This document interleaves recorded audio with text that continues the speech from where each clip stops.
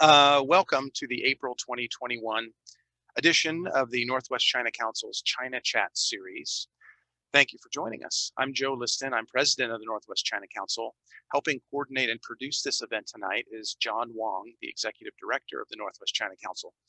The Northwest China Council is a Portland, Oregon-based US-founded educational nonprofit formed in 1980 to promote greater cultural understanding between the US and China. We offer Mandarin Chinese lessons online, China chats, and other virtual events as well. And as people are getting vaccinated and as the pandemic starts to wane, thankfully, we've begun discussing when and how to resume in-person events. So stay tuned to us over the summer for news about that. To learn more about our organization and to keep track of events we sponsor and are involved with, visit us on the web at nwchina.org. You can also find links to register for future China chats, and you can view recordings of previous China chats on our website. Before I introduce tonight's guest, I wanted to let you all know there'll be a Q&A session at the end of the presentation tonight. If you would like to ask a question, please do so by entering it in the Q&A function. We're in webinar mode tonight, so that's kind of the preferred method there. I suppose you could put it in chat as well. I'd like to try to keep them all in the QA portion if possible. And also for the first time tonight, after the conclusion of our event, we'll have a 20-minute or so informal chat, and you can find the link to that Zoom session in your confirmation email. Just an informal social chat, about 20 minutes in length, and you're all welcome to join us for that. Like I said, take a look in your confirmation email for a link for that. Tonight, we welcome Professor Adeeb Khalid. He is the Jane and Raphael Bernstein Professor of Asian Studies and History at Carleton College, where he has taught since 1993. He received his BA from McGill University in 1986 and his PhD from the University of Wisconsin-Madison in 1993. He has published 3 other books on modern Central Asia, the most recent of which was Making Uzbekistan, Nation, Empire, and Revolution in the Early USSR, which was published in 2015. He has served as president of the Central Eurasian Studies Society, and his work has been translated into several languages. Tonight, Professor Khalid will talk about his latest book, Central Asia, A New History from the Imperial Conquests to the Present, which will be published in May by Princeton University Press. With that, the floor is yours, Professor. Thank you. Great. Thank you very much. Thank you for the invitation to China Chat, and thank you for thinking that this is the most fun way you can spend a beautiful Friday evening in the spring.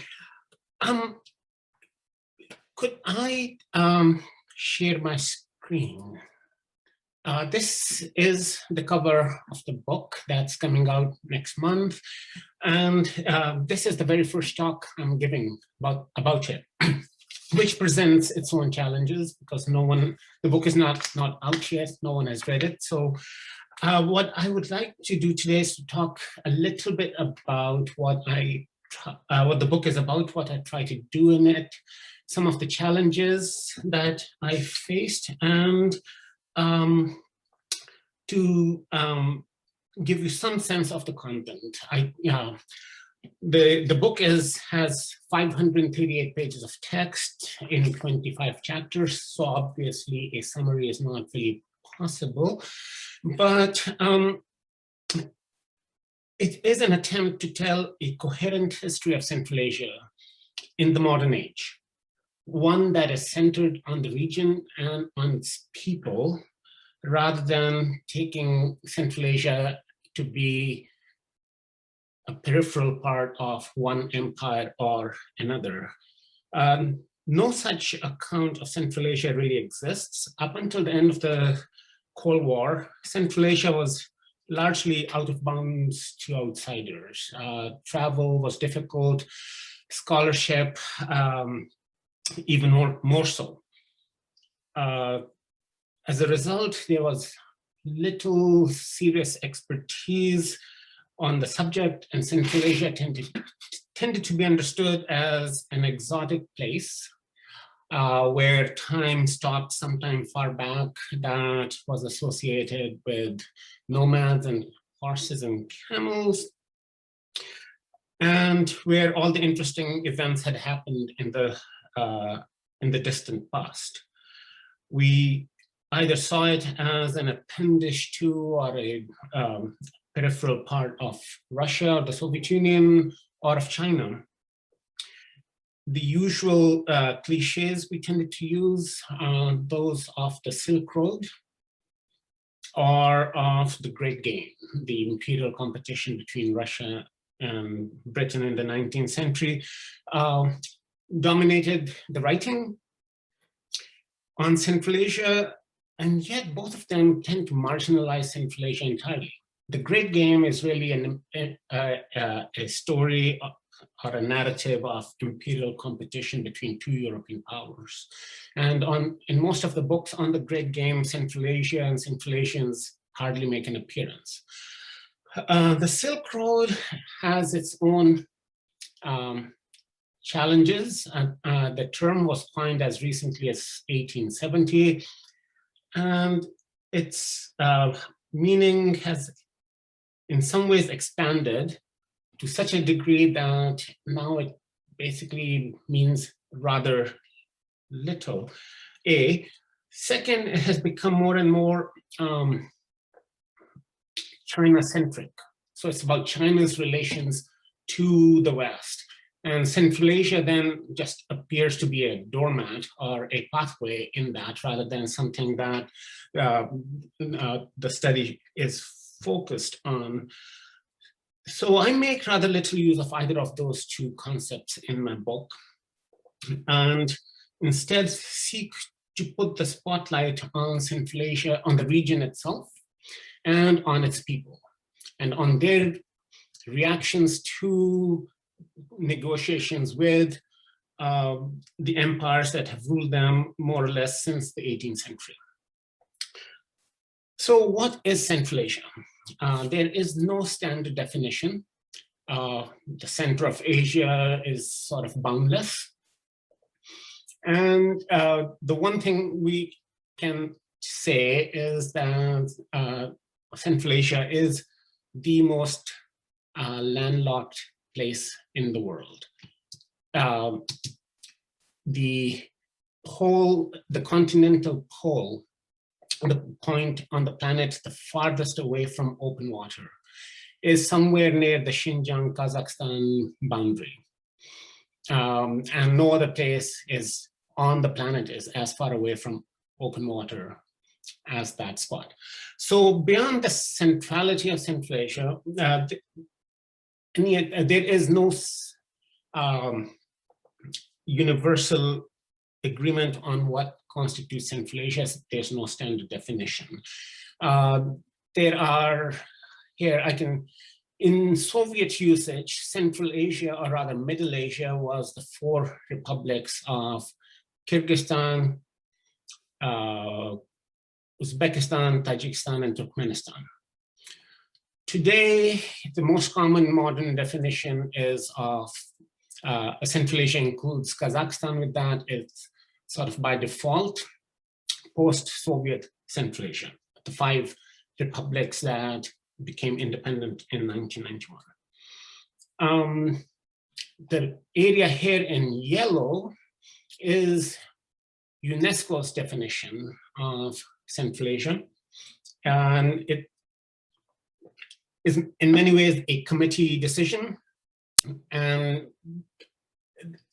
there is not very much more scholarship other than a multi-volume history of Central Asia that UNESCO produced in the 1980s and 90s that uses that definition. There are other terms. There's Inner Asia that tends to include Xinjiang, Mongolia, and Tibet. And there is the term Central Eurasia that has gained acceptance since the collapse of the Soviet Union, and the main scholarly organization that studies Central Asia is called the Central Eurasian Studies Society. So for my book, I chose some sort of a middle definition that is broader than that of post-Soviet Central Asia and quite a bit less expansive than that of UNESCO. My book is concerned with the 5 independent states of Central Asia and the Xinjiang autonomous, Uyghur autonomous region of the People's Republic of China. This is perhaps, we will see once the book comes out, just how controversial this definition ends up being, especially in China. But my reasons for choosing this middle definition is there is a great deal, there's a long-term tradition of historical interaction that goes back to the Chagatai Khanate, that was one of the successor states of the Mongol Empire, that covered much of the area that my book covers. But more than that, the peoples inhabiting this area share a great deal of common cultural heritage that is Turkic and that I call Turco-Persian. And from the 14th century on, this region is predominantly Muslim.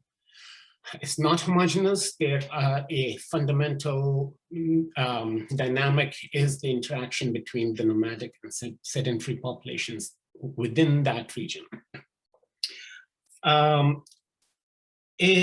But also, since the 18th century, this Central Asia has experienced similar kinds of political transformations. The experience of these last 2 centuries has given these societies much more in common with each other than with their other neighbors. The historical contingency that the Russian conquest stopped at the Amudarya here means that that Afghanistan to the south its history took a radically different path from in the 20th century. And therefore, so it's the historical experience of empire and then the 20th century experience of modern nation building and communism that defines this region. And the interactions between, we all think of Central Asia as having 2 parts, a Russian, quote unquote Russian, and a quote unquote Chinese part, which then became Soviet and Chinese, and now is the independent states of Central Asia versus the Xinjiang in the PRC. But throughout this division, mutual interactions between the 2 halves continued. And this is something that I pay a great deal of attention to in my book. But conceptualizing Central Asia in this way required bridging 2 different literatures, 2 different historiographies, because the Russian and the Chinese parts of Central Asia are studied in different academic disciplines and different specializations. You require different linguistic skills, and they operate in different frameworks with somewhat different assumptions. And people who study Xinjiang go to different conferences than those who study post-Soviet Central Asia. I myself am more at home in the Russian part. Most of my work has been on Uzbekistan here.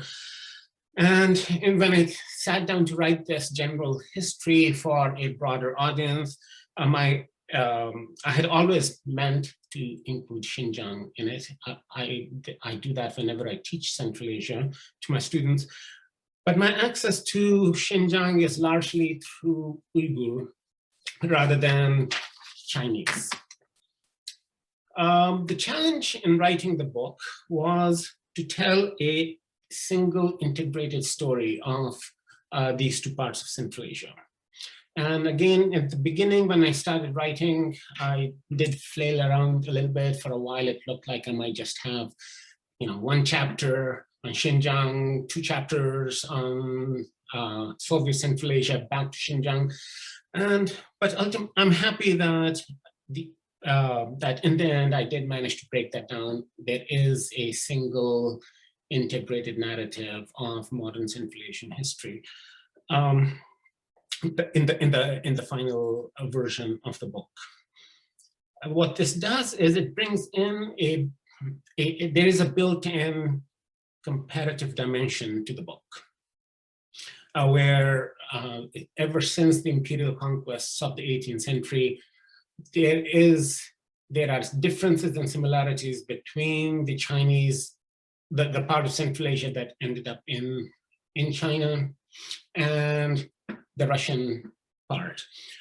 So the book is not a comparative history per se. I am trying to tell a connected history of Central Asia in the modern age, but the comparison is built into the narrative, first between the Qing and the Russian empires in the 18th and 19th centuries, and then between the Soviet and Chinese communist regimes in the 20th.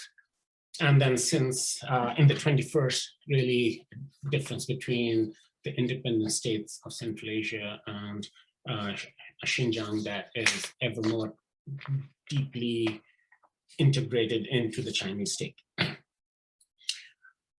Centering the narrative on Central Asia also requires decentering other narratives. A Russo-centric view of Central Asia that sees it only as a part of a Russian empire or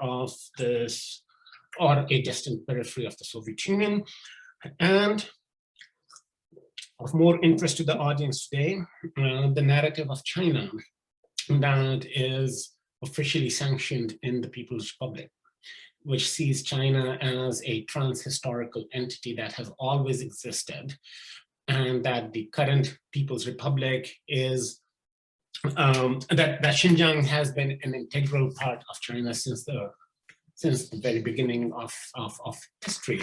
That position is actually not just an academic or a scholarly one. The State Council of the People's Republic of China has asserted that in a number of white papers going back several decades, that Xinjiang is not Central Asia, it's an integral part of China. Is the term used in the PRC is the Western regions. So in that sense, my book is a pretty direct challenge to that conception of Xinjiang and its relationship to China. I see Xinjiang as a part of Central Asia that was conquered by an empire based in China in the 1750s. And it is with that I begin the narrative. So the book is a narrative that starts from, well, there's an initial chapter that provides a quick overview of the long-term history of Central Asia. And then chapter 2 picks up the story in the 1680s, but the real action begins in the 1750s. And the book ends, well, I turned in the final version in August of 2020. So it ends in the middle of the pandemic. One of the things where I was a little taken aback was I started seriously working on this text in the summer of 2016. And that's when the current situation in Xinjiang also began to develop. So the writing of this book coincided with the reporting on the current campaign of incarceration and suppression that is going on that has gone on in Xinjiang since the fall of 2016. And it has given my book perhaps a kind of current significance that I could have done without. All right, so in the remainder of the time, I would like to provide, the book is a narrative of a quarter of a millennium's worth of changes and transformations. So I cannot summarize that narrative. I would like to present instead some of the key what I think are the key points that come through in the book. In the narrative, my main concern has been to track the changes that Central Asia experienced as a result of these imperial conquests and of being incorporated into these two vast overland empires of Eurasia. Its economy was utterly transformed. Its demographic composition has been changed. But perhaps, and I talk about that, but maybe this topic closest to my heart are the transformations in the worldviews of Central Asians themselves.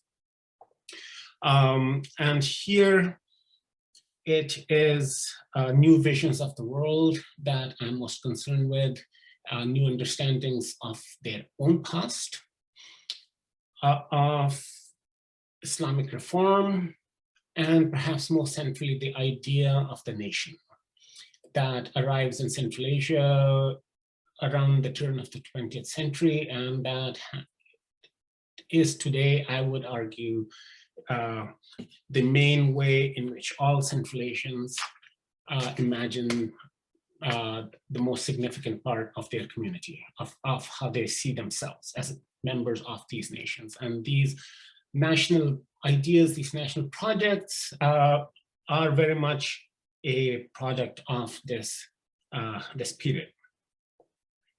All right, so the book starts with the conquest of Xinjiang by the Qing Empire. And it notes the irony that the Uyghurs of today and Xinjiang became part of China as a result of imperial competition between two empires, that of the Manchus, the Qing, and that of the Dzungars, Buddhist nomads that had ruled most of what is now northern Xinjiang. That is this imperial competition between two inner Asian empires that brought the Uyghurs into quote unquote China. So one of the things that leads me then to explore is what exactly is China? Because the hope is in this book that telling the story of, by putting the focus on Central Asia, one can actually see the empires that have ruled it in new light, and perhaps in a more unfamiliar light. So the Soviet Union also emerges as something unfamiliar if your vantage point is Ashgabat or Tashkent. And the same hope here is that perhaps we can shake some of our assumptions about the historical continuities that are asserted in the Chinese national narrative. All right, the Russian, so the Qing conquered Xinjiang in a series of lightning campaigns between 1757 and 1759. The Russian advance was much slower. Their first foothold on the steppe beyond Bashkiria was in 1731, when certain Kazakh Khans asked for protection against the Dzungars from the Russians. And so here is a map of these are the Qing conquests that were driven really at the Dzungars, and then that drove Qing armies quite some ways into the Kazakh steppe. These are farther west than any China-based army had gone in 1,000 years since the Tang Dynasty and the Battle of Talas in 711, I believe. The Russian advance took the form of building these lines of fortifications that would then, quote unquote, pacify the land behind them. This advance was much slower, and it took the Russian Empire most of a century and a quarter to bring the Kazakh steppe under control. And up until then, the Qing were by far the more powerful empire of the two. But by the middle of the 19th century, that balance had flipped. And of all the crises that beset the Qing in the 19th century, one of them was the Muslim rebellion that brought Qing rule crashing down in Xinjiang in 1864. That happened at the same time as the Russian advance past the steppe into the sedentary territories of Central Asia, historically called Transoxiana. And here in the Russian conquest of the agrarian parts of Central Asia was quite a bit faster, beginning in 1863, and finally the last expansion of Russian territory took place in 1885, so quarter of a century. And hereby Xinjiang was then reconquered by Zhou Zongtang, and by about 1881, when the Treaty of St. Petersburg finalized the boundary between the Qing and the Russian empires, here Central Asia had finally been divided between these two empires. And this division now was formalized on the basis of this new concept of international law. And here, in some ways, is the final division of Central Asia between these two empires. But the two empires by this time were quite different. And here is, in some ways, is a visual depiction of that difference. Zhu was very much a reformer in the statecraft school. Konstantin von Kaufmann, the first Governor General of Russian Central Asia, was the representative of the Russian Empire that was very much part of the European theater of diplomacy and military. All right. Yet there were also considerable similarities between how the two empires managed their heterogeneity. And there was a great deal of scope for accepting difference, so that different peoples could be ruled by different laws and different statutes. Islamic law continued to operate in both the Russian and the Qing empires. And in some ways, just the distances were still mattered. However, the mutual relationship, the mutual balance of power between these two empires had shifted. The Russians were by now the more powerful empire. And it was they who managed to build the first railways and connect Central Asia to the outside world, in this case, the Russian heartland, by the 1890s. Xinjiang was actually much closer to the rest of Central Asia and much closer to the Russian Empire than it was to the rest of the Qing. And when you read about Xinjiang between the Reconquest and the Russian Revolution, it seems almost more like a Russian colony than a Qing one. The Russian ruble was the most powerful currency in Xinjiang's bazaars, and its Muslim population looked westwards to other Central Asians, to the Tatars, to Russia, and to the Ottoman Empire. All right, then in the 1910s, both these empires collapsed. And then in this imperial period come new visions of the world, new currents of both cultural reform, Islamic reform, and the idea of the nation.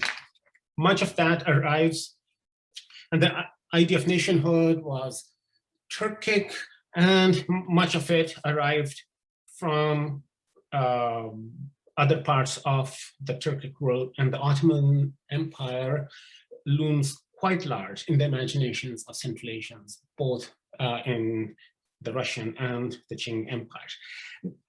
Then both empires fell, and in the former Russian Empire, the Bolsheviks emerged triumphant. It was not something anyone had expected when the Tsar abdicated, let alone before the Tsar abdicated. But by 1920, Central Asia had been, Russian Central Asia had been integrated into a revolutionary state that sought to remake the world. Part of that was that the Soviets were concerned to put as much distance between themselves and their Tsarist predecessors in the non-Russian parts of the Russian Empire. So they made nationality and ethnic difference an official category that they recognized, and to a certain extent promoted. They formulated an official nationalities policy that turned the Russian Empire into a federal union of territorially autonomous republics. The autonomy was, of course, limited in all sorts of ways. The Soviet Union was a hyper-centralized state in most other ways, but nevertheless, the notion that nationality was something that was real, that coexisted with common Soviet citizenship, was entrenched and never really fully, ever really questioned. So the official rhetoric tended to be about the great friendship of peoples, that there were numerous peoples inhabited the Soviet Union. And they were different. They belonged to different nationalities. They had different languages, cultures, and they often tended to be folklorized, as all the nationalities are here. But that national difference was accepted as a fact, and it coexisted with Soviet citizenship. The 1920s and the 30s saw a great deal of upheaval, transformation, in which destruction often exceeded construction. And in this period, Xinjiang was again more closely tied to the Soviet Union. It was de facto a Soviet satellite for most of this period. Then in the Second World War made Soviet Central Asians fully Soviet through the common participation in a common war effort that was of an enormous scale. And in my book, the chapter on the Second World War is a pretty pivotal one. That incorporates Central Asia fully as part of the Soviet Union and makes Central Asians think of themselves as Central Asians, as Soviet citizens, sorry. Post-war developments were quite different in the Soviet Union than the pre-war ones, where actually the Soviet state comes to exist on a matter of stability and routine. And there is an enormous expansion of education and of higher education, and the emergence of, and as well as a devolution of political power to non-Russian communist political elites, so that each republic acquired increasingly confident, let me just, political leaderships. Here's Sheriff Rashidov, the first secretary of the Republic of Uzbekistan. He ruled, basically, he had a very long tenure from 1959 to his death in 1983, that is 24 years. Basically, more than a third, actually when he died, he had ruled, Uzbekistan had existed for 60 years and he had ruled over it for 24. And here's the Muhammad Kunayev, his counterpart in Kazakhstan, who also ran the republic on his own, more or less on his own, between 1964 and 1986. And the emergence of these national political elites was accompanied by the emergence of national intelligentsias, historians, folklorists, archaeologists, novelists, who became guardians and keepers of national traditions and of increasingly self-confident national identities that coexisted with a common Soviet patriotism of all Soviet citizens. So that, and this is one of my main arguments, that especially in the Brezhnev years, in the late Cold War period in the 60s and the 70s, Central Asians could be both national, meaning Uzbek or Kazakh, or Tajik, and Soviet, and few saw any conflict between those aspects of their identities. Developments in China were a little bit different. That when the Qing was toppled, the Chinese, the Han Chinese leaders who took over wanted to be rid of the Qing, but not of the empire that they had built.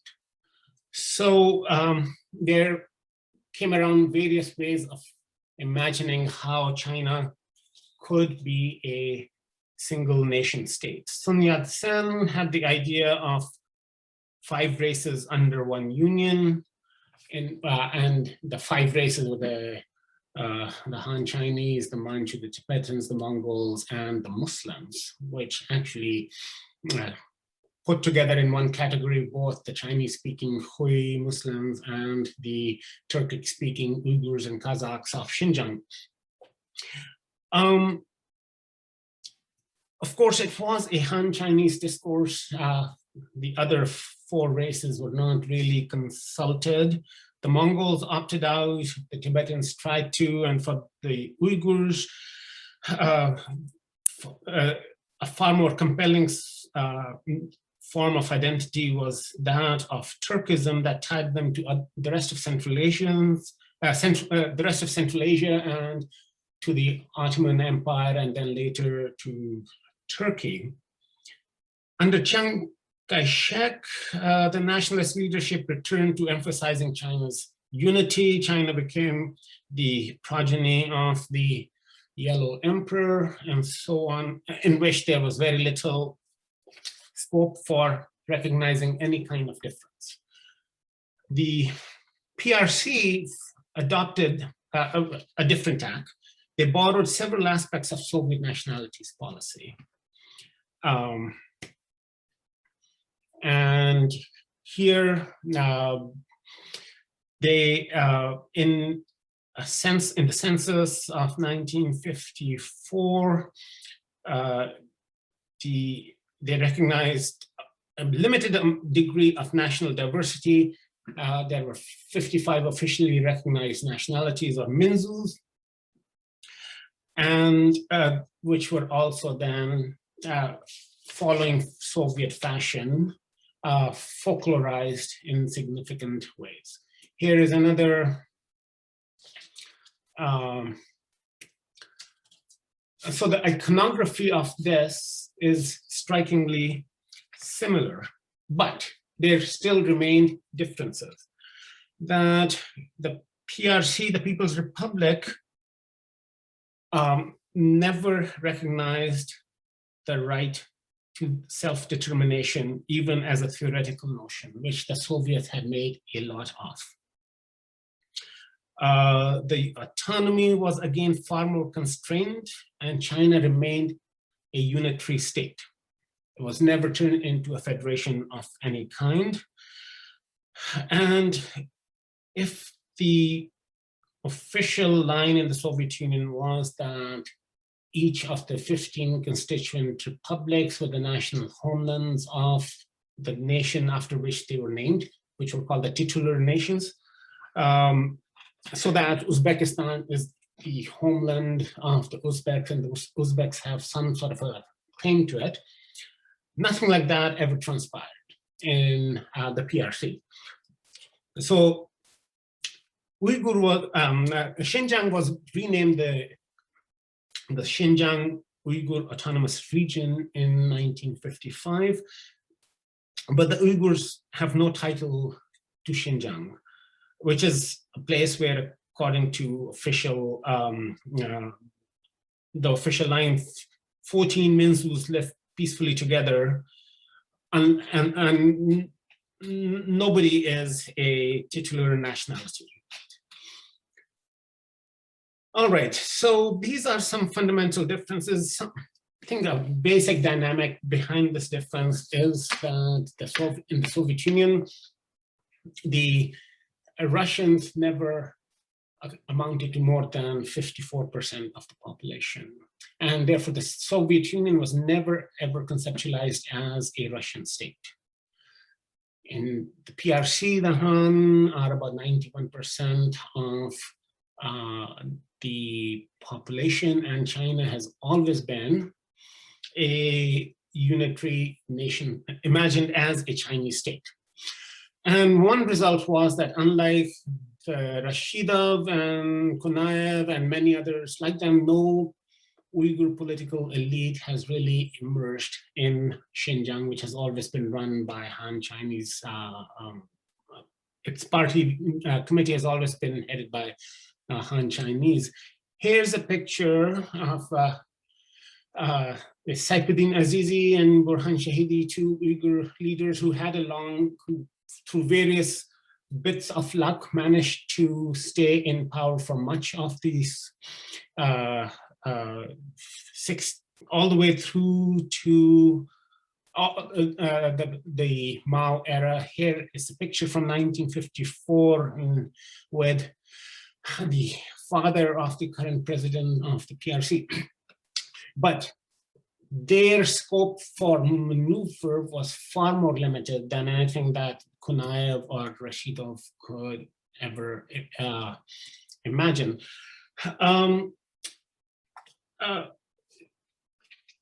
The Soviet collapse then transformed the situation in which once the Soviet Union dissolved, the party elites, the national party elites, successors of Konaev and Rashidov, stepped in, used the national discourses that had evolved in the Soviet period to transform their countries into nationalizing national states.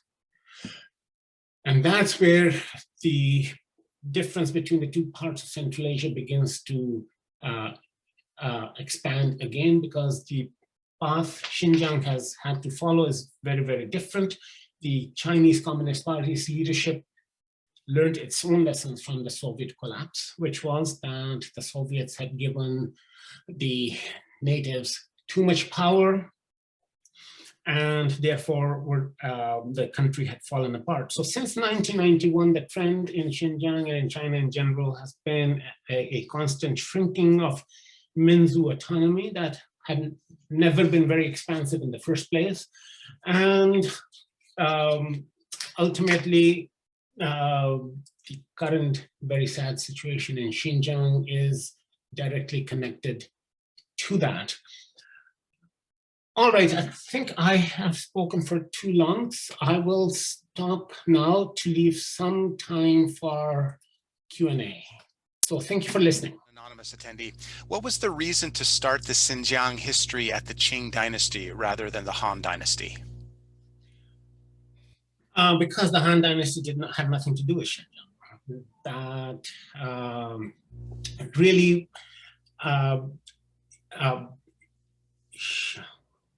Eastern Turkestan or Mogolistan really had, I mean, it's not a homogeneous region, so the valleys in the east, Turfan and Kumul or Hami, have had much longer interaction with Chinese states. But really, that region had was briefly controlled by the Tang Dynasty. But again, given the technologies of the time, one has to wonder just how strong that connection or that level of control was, what was the relationship there. So before the Qing show up, this region really has, they might have long distance trade connections with China, but it is really not part of any Chinese state in any sense of the word. So it's the Qing that really drag this region into a Chinese state. Okay, another question. I don't know if there was a delay or what, but we had a flood of them come in after a pause. It takes time to formulate questions. It does. The next one's from Junghee Lee. I would like to know the situation of Uzbekistan between 650 and 700. 650 and 700? Yes. Okay, well, that's sort of outside the scope of this book. And well, there was no Uzbekistan, first of all. I think one of the things we have to be very careful to not use these terms anachronistically, even though I think the current leaderships in all those places like to project their history as far back in time as possible. But in between 650 and 700, there are a number of small principalities. In this area called Transoxiana, which is the land between the two rivers of the Amur and Sirdarya, that the Greeks call the Oxus and the Jaxartes, and the land, and this is where you have agriculture is possible. And so you have cities and city-states emerging. These were at this time mostly Buddhist and mostly Persian speaking, except that this was not the modern Persian of today, or Iranic speaking, shall we say. And the Arab conquests that take place, Bukhara, which is in Uzbekistan today, falls in 709. And it was after that that the Arab armies then had their one meeting with the Tang Dynasty at the Battle of Talas in 711. So does that sort of help, I hope? But I mean, there has been an enormous transformation demographically in that sense that has to do with long-term Turkic a settlement into Transoxiana that has made Central Asia today far more predominantly Turkic than it was in the 7th century. Next question is from Joanne Wakeland. Do the nations of Central Asia correspond to nationalities? How were their boundaries determined? How did they think of nationality at the time? So this is what actually my last book, Making Uzbekistan, was about. So the boundaries that we have today were formulated in the shall we say 1924, and then they were tweaked for a number of years after that. But it's the 1920s that the Soviet Union becomes a union. Or the Soviet Union became a union in 1922, and then the fundamental premise of Soviet nationalities policy was that the Russian Empire was a multinational empire, that each nation inhabiting it should, that political and national boundaries should coincide.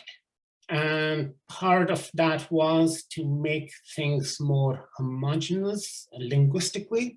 So the nations are defined, the Soviet definition of nation was a commonality of language and culture and territory, which in some ways is actually what any garden variety nationalist of any nation in Europe in the 19th century would have argued.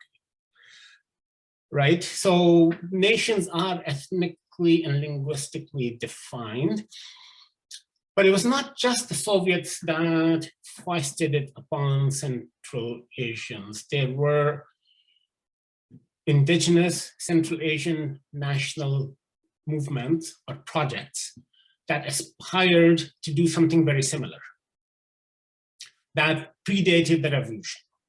And so when I was saying that the idea of the nation arrives in Central Asia, it was that beginning in the early 20th century, intellectuals began to say that we have been conquered. Why? What's wrong with us?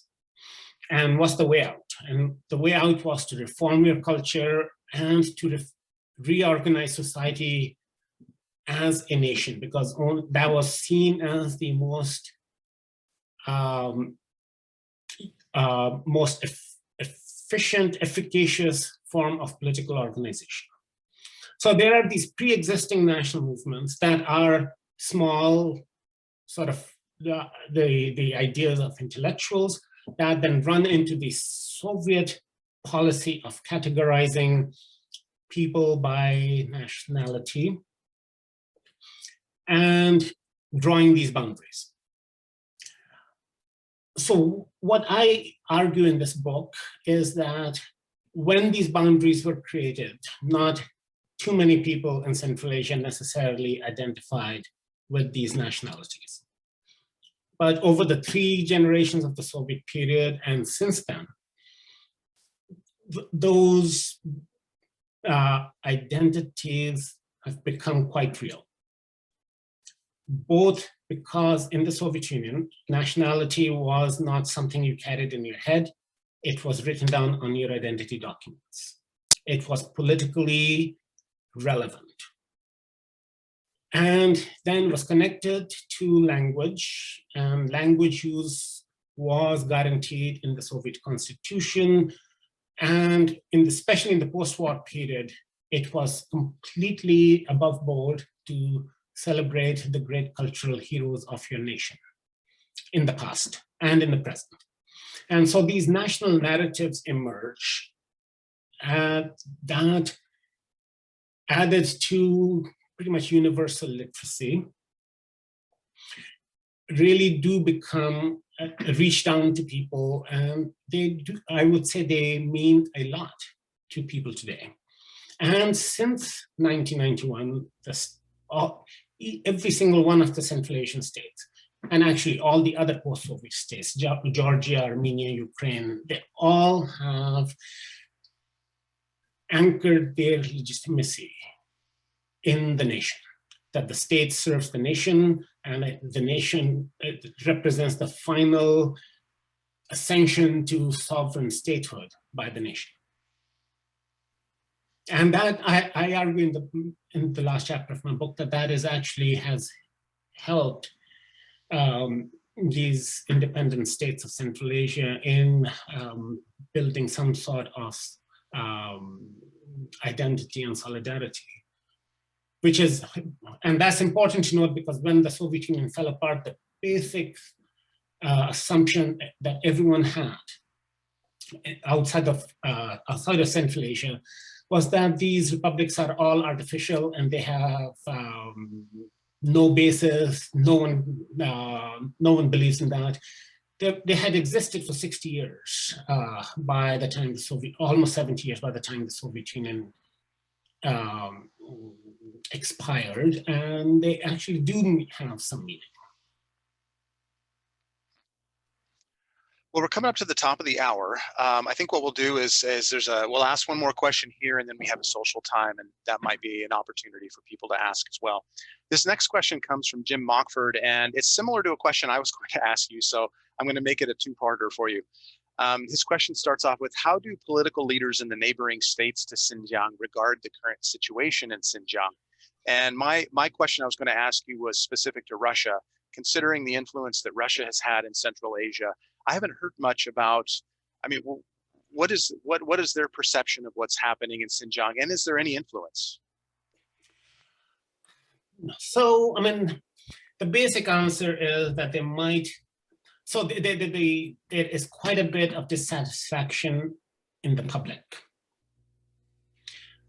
And actually, especially Kazakhstan has a substantial Uyghur diaspora from several waves of, including a very big one in 1961, when maybe somewhere between 60 and 100,000 Uyghurs and Kazakhs fled to the Soviets basically opened their border. And so they're not very fond of the PRC.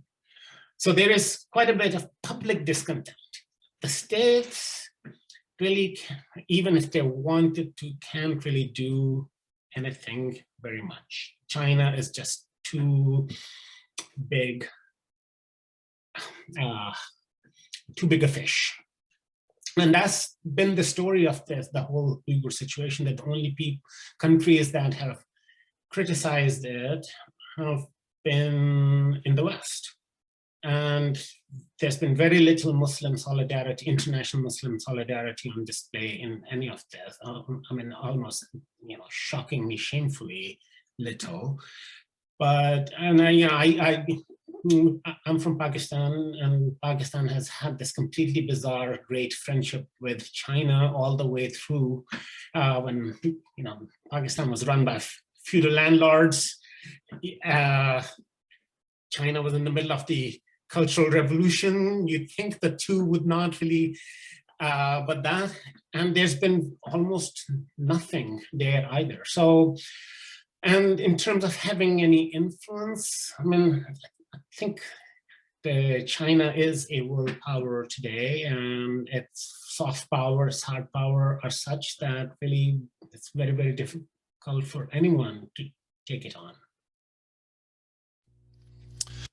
Understood. Well, thank you. And thank you all for joining us tonight. Our next China chat will be on May 21st, and will feature author Bruce Dickinson discussing 21st century politics in China. I look forward to seeing you all there. Now, for those of you joining us for our informal discussion, you can find the link to that off to the side here in the chat box. And no obligation to join us. It's sort of an informal thing, but you're certainly welcome, and I look forward to having you there. So with that, let's conclude the China chat and move over to the informal discussion. So see you there. Thank you.